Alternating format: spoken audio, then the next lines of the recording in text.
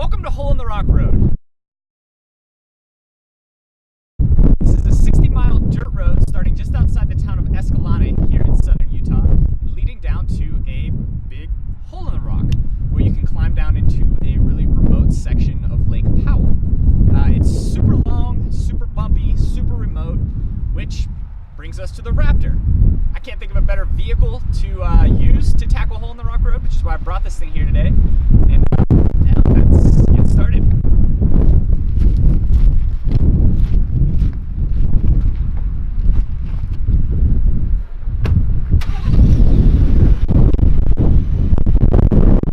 Okay, now that we're inside the vehicle, you can probably hear me a little bit better. But the Raptor. This thing really doesn't need explanation. This is a 2019 model, which means it's got some minor improvements. Same engine, it's a 3.5 liter twin turbocharged V6 that in this vehicle makes 450 horsepower and 510 pounds-feet of torque. Plenty for bombing across the desert, as we're about to do. Fox suspension, 13 inches of travel in the front, 13.9 inches of travel in the rear.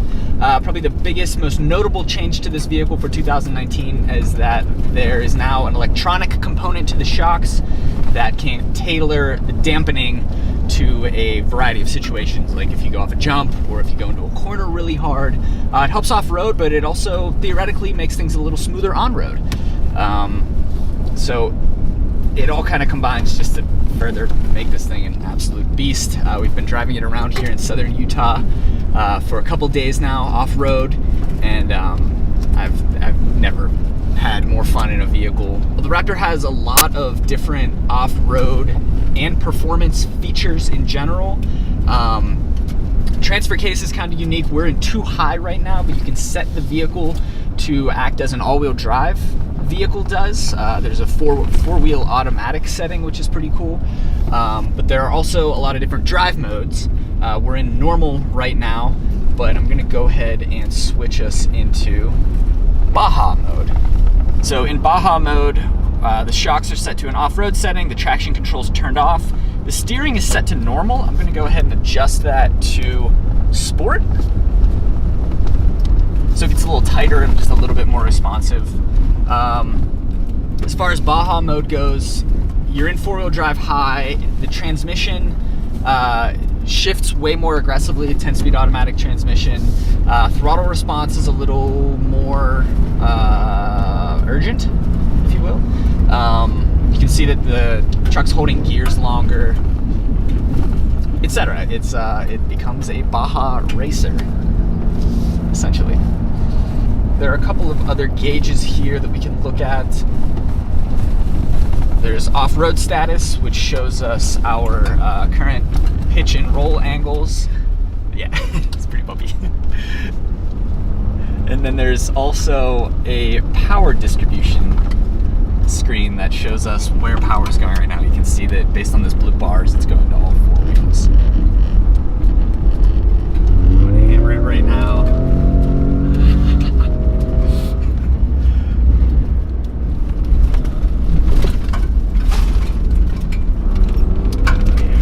Sliding out a little bit.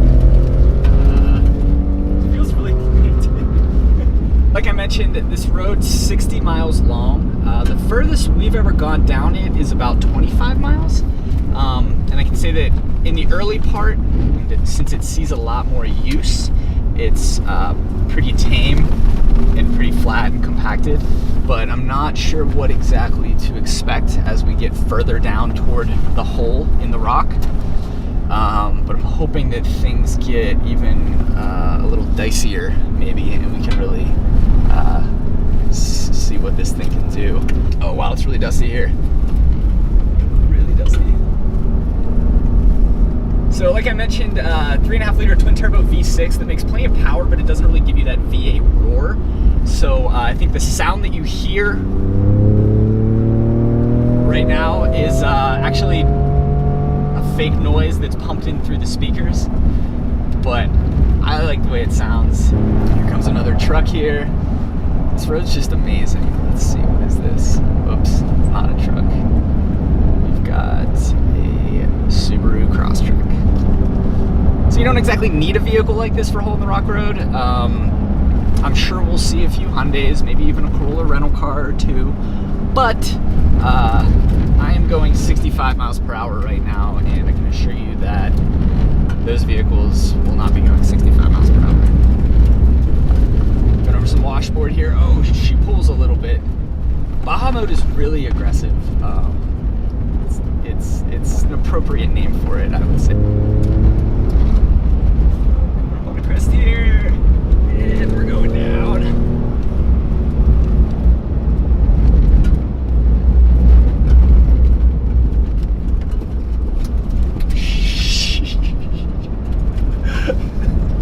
Back end really slid out there. All right, we've got a Range Rover up ahead here. I have to say I didn't expect to see one of those on the trail. We're going to go ahead and overtake here. And goodbye.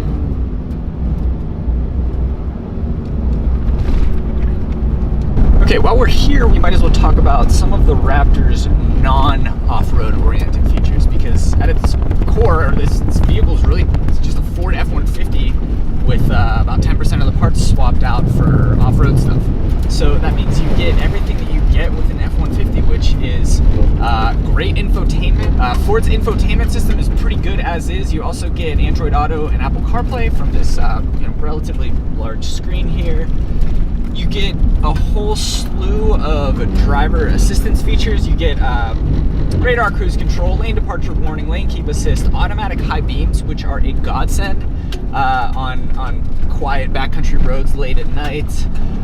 You get blind spot detection, rear cross traffic alert, all this cool towing stuff. You get integrated trailer brake here, a trailer backup knob to help make it easier to back up with a trailer. Speaking of trailers, this particular Raptor has an 8,000 pound-ish towing capacity. I know that extended cab models, that's with the 1.5 doors, those have a 6,000 pound towing capacity. So that's pretty light, but very few people buy the extended cab anyway. So there's a cattle guard here. We're gonna speed up. Woo. Oh yeah. Other than that, yeah, just aside from being awesome off-road, this is an incredible on-road vehicle as well. It's really easy to live with day to day, provided you have the space for it, provided you can tolerate the fuel economy. It gets around, I think, 18 mpg highway. We've seen about 15 miles per gallon because I've been driving pretty aggressively, but nonetheless, the fuel economy out of this thing isn't as great as what you'd get with obviously like a crossover or something a little tamer. But other than those two things, if you can afford it, this is probably the least compromising vehicle that I've ever experienced, at least. Okay, quick update here. We are 36.1 miles in. Things have gotten a little windier, a little slower going here. The further we've gotten in on the trail, less straight and flat and more stuff like this. But also we're averaging here in Baja Mode, since we started, 9.8 miles per gallon. Luckily this thing has a 35 gallon fuel tank, and apparently I have 377 miles of range left, so no worries there.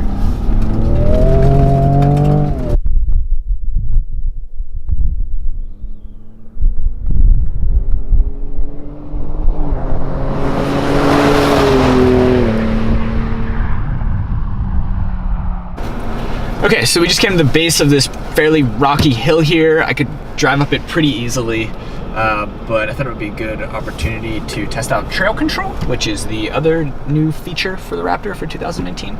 So I'm gonna put the vehicle into 4 low, which I don't think you need to be in 4 low, but I think it's probably the best demonstration. So I'm gonna turn trail control on here. Okay, use set button to set speed, so you just use the buttons for the cruise control here on the steering wheel. So now we're set at 1 mile per hour. And it should pull us up the hill at 1 mile per hour. pretty slow. You can go up in half mile per hour increments. 2.5, 3, 3.5, 4. So there you go. It's pretty effective. Not that we need it right here, but 4.5, 5, 5.5. You can use it all the way up to 20 miles per hour. I don't know why you'd want to use it at 20 miles per hour, but I've got that option. So my foot is off the gas, off the brake. I'm just steering, and the cruise control is getting us up the hill in 4 low. So anyway, okay, that's enough trail control for today. You have to wait for it to shift between things as you cycle through. And now we're in Baja Mode. Okay. It's like a drug. Baja Mode. All right, just made a little pit stop here, about 40 miles in. Off-roading really beats you up, especially at high speeds. Okay, so up front here, you've obviously got widened fenders. Pretty good indicator right there.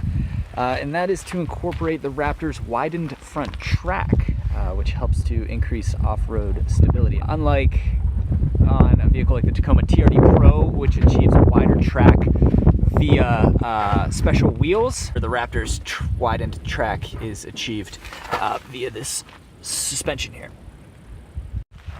You've also got recovery points here, one on either side, and then this skid plate, which goes back there pretty far, fairly far. And then, as I mentioned, another new feature for 2019 are these electronically controlled shocks, which Fox and Ford have branded as live valve. You can see back here there's a wire running from them. The wire comes out right here. That I don't want to get too technical here because I'll probably get something wrong, but essentially it can sense the terrain, and it can sense the conditions in which the vehicle is operating, like if it's airborne or going into a hard turn, and adjust the dampening accordingly. And another thing worth mentioning, these are factory 35-inch BF Goodrich all-terrain KO2 tires. I have these on my personal vehicle. They're pretty good off-road, and they're also fairly quiet on-road. Okay, we're now 44 miles in, and things have gotten a little rockier, a little slower. Just driving through a creek bed here, a little bumpier. Yeah, a lot slower going over these last 20 miles, that's for sure.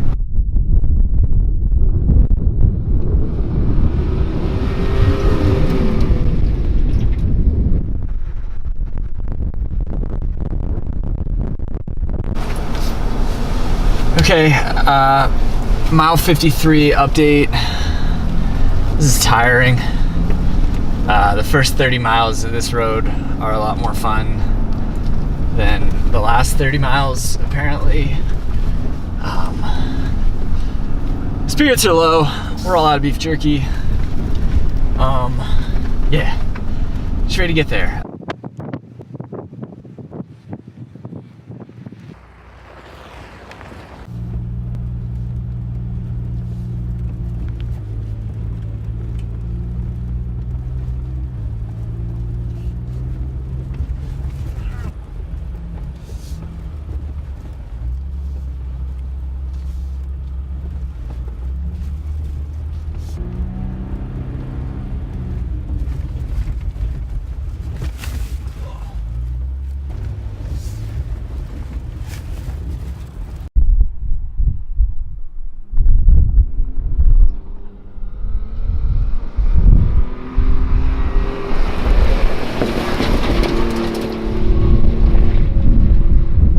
Okay, looks like we're about at the end here.